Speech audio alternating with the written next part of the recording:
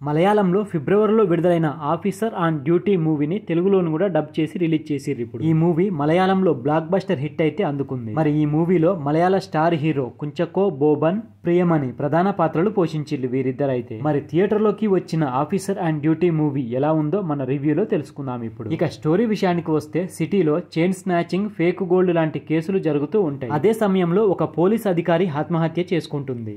అయితే ఇలాంటి కేసులను అవలీలగా ఛేదించే CI Harish Shankar Kunchacko Boban fake gold case ఎదురవుతుంది. మరి ఆ కేసును సీరియస్ గా తీసుకున్న హరీష్ శంకర్ దర్యాప్తు అయితే ప్రారంభిస్తారు. మరి ఆ సమయంలోనే సిఐ హరీష్ శంకర్ కు షాకింగ్ విషయాలు తెలుస్తాయి. అంతేకాకుండా ఈ ఫేక్ గోల్డ్ కేసు కాస్త ఓ అమ్మాయి ఆత్మహత్యకు దారితీస్తుంది. అసలు ఈ కేసుతో ఆ అమ్మాయికి గల సంబంధం ఏంటి, ఆ అమ్మాయి ఎందుకు సుసైడ్ చేసుకుంది, మరి ఆ అమ్మాయి సుసైడ్ కు హరీష్ శంకరే కారణమా, దీని వెనుక ఏదైనా మాఫియా ఉందా?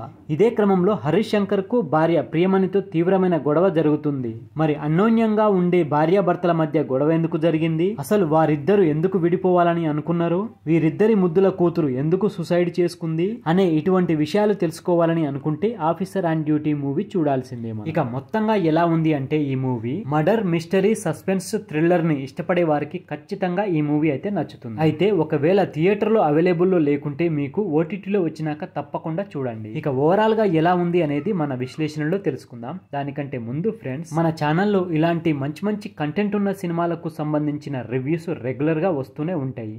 మరి వాటి గురించి కనుక తెలుసుకోవాలని అనుకుంటే మన ఛానల్ని తప్పకుండా సబ్స్క్రైబ్ చేసుకోండి. అలాగే ఈ వీడియో నచ్చితే మాత్రం తప్పకుండా లైక్ కొట్టి చూడండి. ఇక వీడియోలోకి వెళ్ళినట్లయితే సస్పెన్స్, క్రైమ్, థ్రిల్లర్ సినిమాలు అనగానే దాదాపుగా ప్రేక్షకులు ఊహకందేలా ఉంటాయి. ముఖ్యంగా ఇలాంటి జోనర్ లో పోలీసులు నిందితులను పట్టుకోవడం, వారికి శిక్ష పడేలా చేసి బాధితులకు న్యాయం చేయడం చుట్టే కథ తిరుగుతుంది. కానీ ఆఫీసర్ ఆన్ డ్యూటీలో పోలీసు అధికారులే బాధితులు కావడం అనేది కొత్తగా చూపించిండు దర్శకుడైతే ప్రేక్షకులకు. ఫస్ట్ హాఫ్ లో వరుస కేసులు, దర్యాప్తు సమయంలో వచ్చే ట్విస్టులతో ఆడియన్స్ ను ఆసక్తిని క్రియేట్ చేసిండు డైరెక్టర్ అయితే. అసలు ఒక కేసు దర్యాప్తు చేయడానికి వెళ్తే ఆ కేసు మరో కేసుకు లింక్ కావడంతో మరింత ఇంట్రెస్టింగ్ అనిపిస్తుంది. నిందితుల కోసం హరీష్ శంకర్ వేసే స్కెచ్, అతనికి పోలీసు డిపార్ట్మెంట్ లో ఎదురయ్యే సమస్యలు కాస్త రొటీన్ గానే అనిపిస్తాయి. ఈ కేసు కీలక దశలో ఉండగానే ఊహించని ట్విస్ట్ తో ఇంటర్వెల్ బ్యాంగ్ అయితే పడుతుంది. ఇక సెకండ్ హాఫ్ లో అయితే మరింత ఆసక్తికర మలుపులతో ప్రేక్షకులను సీట్ కు అతుక్కునేలా చేసిండు డైరెక్టర్. వరుస ట్విస్టులతో ప్రేక్షకుల్లో సస్పెన్స్ క్రియేట్ చేసిండు. నిందితులను పట్టుకునే క్రమంలో వచ్చే సీన్స్, ఫైట్స్ తో ఆడియన్స్ కు వైలెన్స్ పరిచయం చేసిండు. సెకండ్ హాఫ్ మొత్తం వన్ మ్యాన్ షోగా అనిపిస్తుంది.